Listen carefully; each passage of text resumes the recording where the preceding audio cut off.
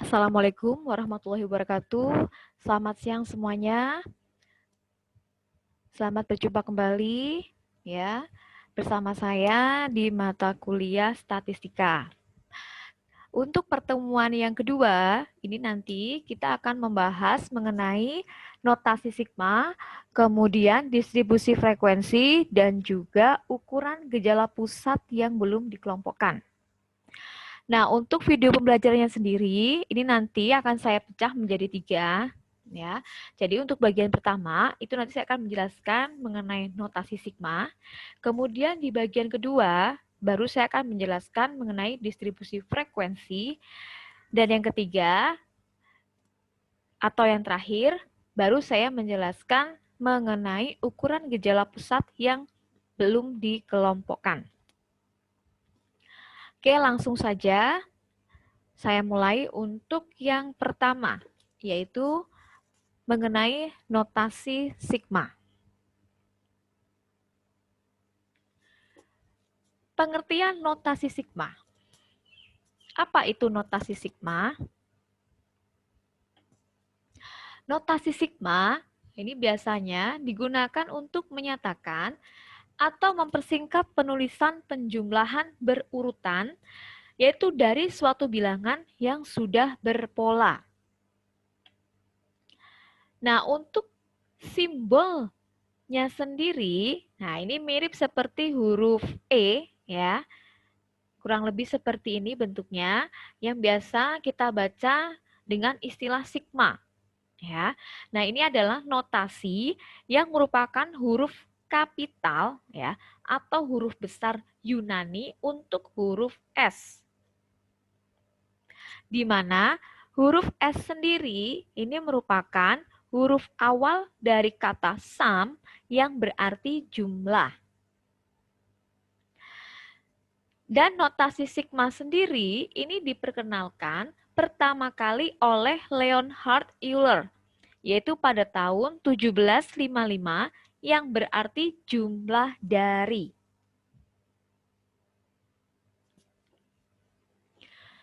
Selanjutnya, yang kedua, ini ada konsep notasi sigma.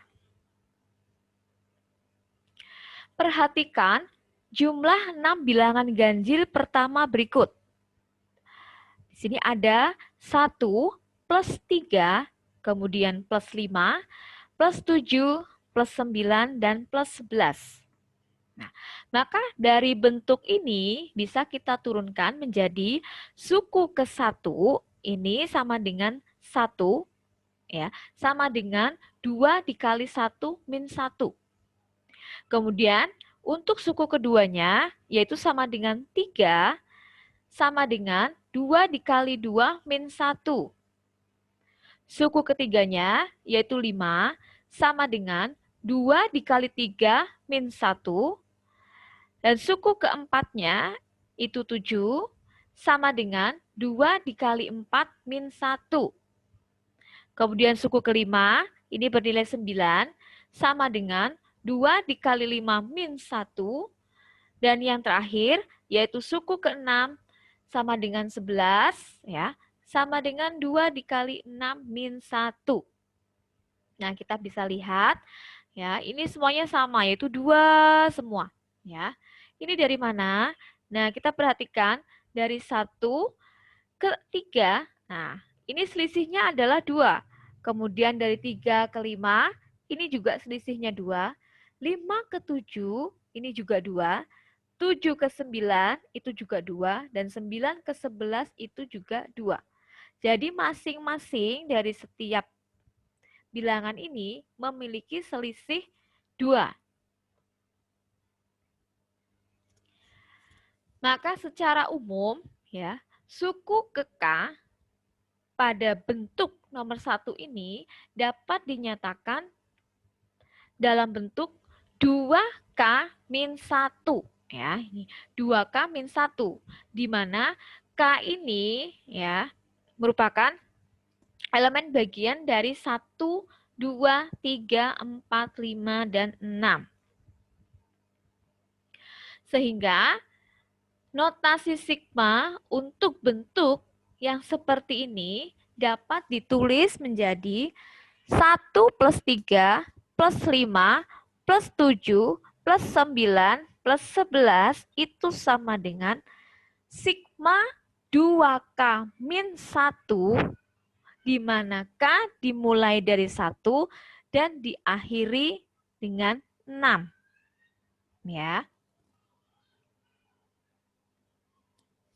Nah, bagaimana cara membaca notasi sigma? Nah, untuk bentuknya sendiri dari notasi sigma, ya, ini kurang lebih ada contoh seperti ini, ya, yang tadi, yaitu sigma 2K min 1, ya, di mana K itu dimulai dari 1 dan diakhiri 6. Ya, maka dibaca yaitu sigma 2K min 1 dari K sama dengan 1 sampai dengan 6, atau bisa juga jumlah 2K min 1 untuk K sama dengan min 1 sampai dengan K sama dengan 6. Ya, itu cara membacanya. Di mana 1 ini ya, itu disebut dengan batas bawah. Sedangkan 6 itu disebut dengan batas atas. Dan lambang K, ya, ini K-nya, itu dinamakan dengan indeks. Atau ada juga yang menyebutnya sebagai variabel.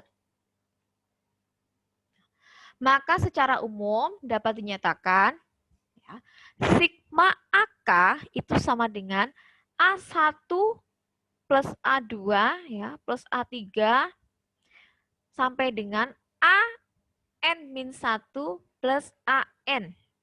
Ya, di mana ya K-nya ini dimulai dari 1 sampai dengan N. Ya.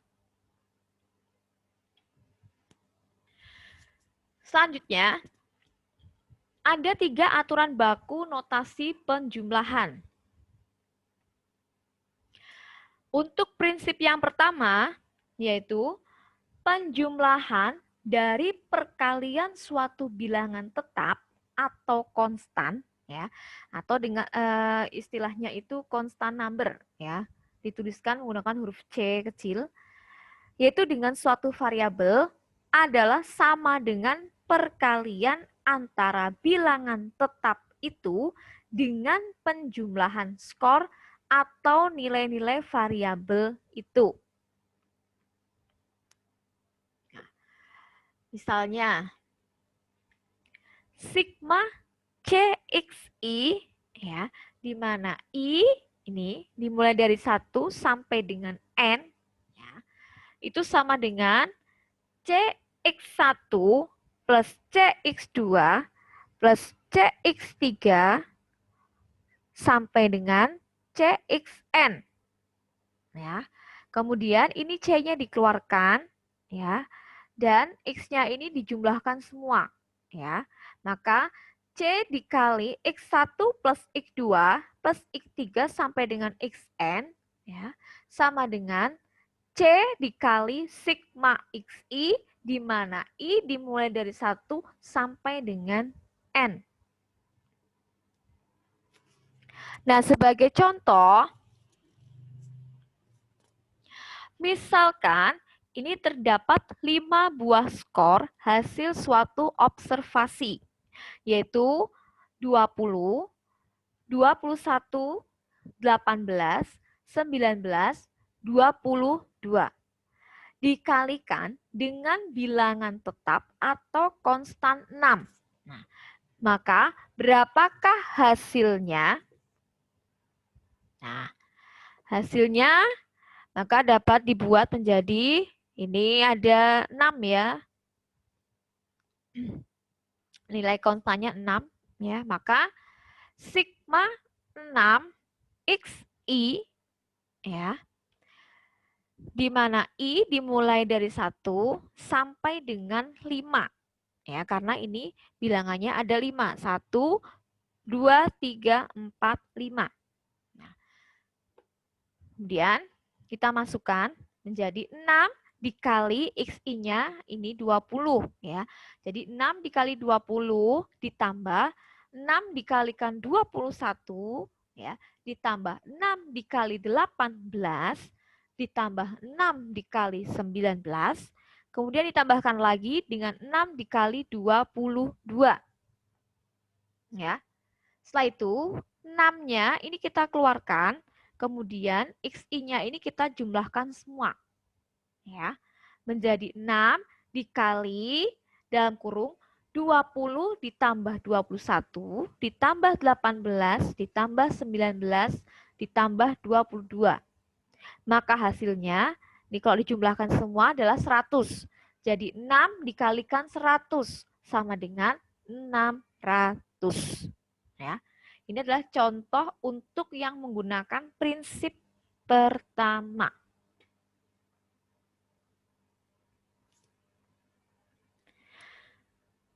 Selanjutnya adalah yang menggunakan prinsip kedua. Nah, prinsip kedua ini adalah penjumlahan bilangan tetap atau C ini, sebanyak N buah adalah sama dengan NC. Ya. Nah, kalau dibuatkan ke dalam rumus menjadi sigma CI ya, di mana I dimulai dari 1 sampai dengan N, yaitu sama dengan C1 ditambah C2 ditambah C3 sampai dengan Cn. Sehingga menjadi NC. Sebagai contoh, misalkan bilangan tetapnya itu adalah 6. Dan memiliki sebanyak 5 buah. Nah, maka kalau kita menggunakan prinsip yang kedua, bisa dibuat seperti ini. Ya. Sigma 6, ini bilangan tetapnya 6 ya. Jadi sigma 6, di mana I ini dimulai dari 1 sampai dengan 5, ya, sama dengan 5 dikalikan 6. Ya, jadi ini 5 dikalikan 6. Maka hasilnya adalah sama dengan 30. Ya.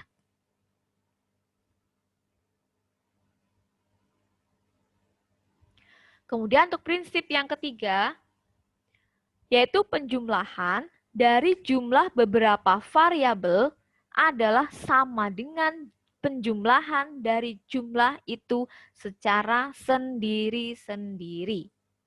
Ya. Misalnya ini kalau menggunakan rumus ya, menjadi sigma xi plus yi plus zi. Di mana I dimulai dari 1 sampai dengan N. Sama dengan, yaitu XI plus YI plus ZI plus X2 ya, plus Y2 plus Z2 ya, plus sampai dengan XN plus YN plus ZN. Ya, maka menjadi sigma XI di mana I dimulai dari 1 hingga N ditambah sigma YI di mana I dimulai dari 1 sampai dengan N, kemudian ditambah dengan sigma ZI di mana I dimulai dari 1 sampai dengan N. Ya. Contohnya bagaimana? Contohnya, misalkan ada 4 subjek dites pada 2 variabel yang berbeda dan dihasilkan skornya itu adalah 5, 6, 12, 15 ya. Ini untuk variabel X. Sedangkan untuk variabel Y itu memiliki nilai masing-masing 2, 3, 7 dan 10. Maka berapakah hasilnya? Nah, untuk hasilnya maka kita menggunakan prinsip yang ketiga, yaitu sigma xi dikali yi, di mana i dimulai dari 1 sampai dengan 4. Ya, karena ini adanya 4, bilangannya ada 4. Ya, maka XI-nya kita masukkan, X-nya adalah 5. Maka 5 dikali Y-nya adalah 2. Nah, ditambah 6 dikali 3.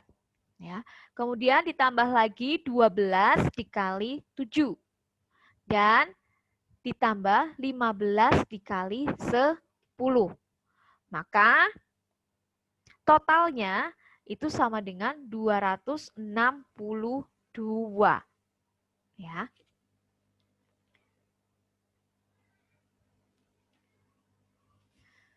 Selanjutnya adalah sifat-sifat dari notasi sigma. Yang pertama, ini tadi ya, sudah sigma C ya, di mana nilai N-nya dimulai dari 1 sampai dengan K ya. Nah, ini sebanyak K suku ya. Dan C ini adalah suatu konstanta ya. Maka C sama dengan C plus C plus C sampai dengan ya sebanyaknya ya, sesuai dengan seberapa dia butuhkan. Nah, sama dengan K dikali dengan C. Yang kedua ada sigma C dikali Fn ya, di mana N dimulai dari 1 sampai dengan K. Nah, sama dengan C dikali sigma Fn, di mana N dimulai dari 1 sampai dengan K. Kemudian sifat yang ketiga yaitu sigma Fn ya, di mana N-nya dimulai dari 1 sampai dengan K ditambah Gn. Ya. Ini sama dengan menjadi masing-masing. Jadi sigma Fn yaitu di mana nilai N sama dengan 1 sampai dengan K ditambah sigma Gn di mana N-nya dimulai dari 1 sampai dengan K. Kemudian sifat yang keempat, yaitu sigma Fn dengan nilai N dimulai dari 1 sampai dengan K sama dengan sigma Fn ya, dengan N dimulai dari 1 sampai dengan R ditambah dengan sigma Fn di mana N ya sama dengan R plus 1 sampai dengan K. Kemudian ada juga sigma Fn, yaitu di mana N sama dengan R sampai dengan S, ya, itu sama dengan sigma F dikali N min T, ya, di mana N sama dengan R plus T sampai dengan S plus T. Ya. Dan yang terakhir yaitu sigma Fn plus Gn kuadrat, di mana N sama dengan M sampai dengan K, yaitu sama dengan sigma, nah ini menggunakan kurung siku, ya, Fn kuadrat plus 2 kali Fn dikali Gn plus Gn kuadrat. Yaitu di mana N sama dengan M sampai dengan K. Ya. Ini adalah sifat-sifat dari notasi sigma. Kemudian bagaimana untuk penerapan contoh-contohnya? Nah, di sini ada beberapa contoh. Yang pertama, misal diketahui ya, sigma N di mana N itu sama dengan 1 sampai dengan 10. Maka untuk mencarinya, nah kita masukkan ya, N itu dimulai 1 sampai dengan 10. Nah, berarti kita masukkan N-nya. 1 ditambah 2, ditambah 3, ditambah 4, sampai dengan nilainya 10. Nah, setelah itu kita jumlahkan semua, maka totalnya akan didapat 55. Kemudian soal yang kedua. Misal diketahui sigma 2 pangkat N dikurangi 1, di mana N itu dimulai dari 1 sampai dengan 4. Ya. Jadi dimulai 1 berakhir di 4. Maka kita masukkan N-nya dimulai dari 1. Maka 2 pangkat 1 min 1 plus 2 pangkat 2 min 1, ya, plus 2 pangkat 3 min 1, plus 2 pangkat 4 min 1. Oke, karena ini sampai dengan 4, berarti N-nya dimasukkan 1 sampai 4. Nah, setelah itu, ya, 2 pangkat 1, ya, itu 2. 2 dikurangi 1, ya, 1. 2 pangkat 2, 4. 4 dikurangi 1, 3. Kemudian 2 pangkat 3 itu 8. 8 dikurangi 1, 7. Ya, kemudian 2 pangkat 4 itu 16. 16 dikurangi 1, 15. Maka kalau dijumlahkan, 1 ditambah 3 ditambah 7 ditambah 15 itu sama dengan 26. Ya, jadi kita bisa melihat dari sini, ini hanya N saja. Ya, lah ini dimulai dari 1, diakhiri 10. Ya sudah, kita masukkan saja, karena N-nya mulai 1, ya kita tulis saja 1 plus 2 sampai dengan 10. Kemudian untuk yang bawah, ini juga sama, 2 pangkat N. N-nya dimulai berapa? N-nya dimulai 1. Sampai berapa? Sampai 4. Nah, berarti sepanjang 4. Ya. 1, 2, 3, 4. Seperti itu. Oke, untuk latihan soal, silahkan dicoba untuk dikerjakan. Ini diminta untuk menentukan hasil dari 6 buah bilangan sigma. Yang pertama yaitu sigma 2i, ya, di mana i dimulai dari 1 sampai dengan 4. Jadi nilai awalnya 1, akhirnya 4. Yang kedua yaitu sigma i kuadrat plus 2, di mana i-nya itu dimulai dari min 1 dan diakhiri di 3. Ya. Kemudian yang ketiga yaitu sigma 10 pangkat 5. Ya. Oh, sorry. Maaf.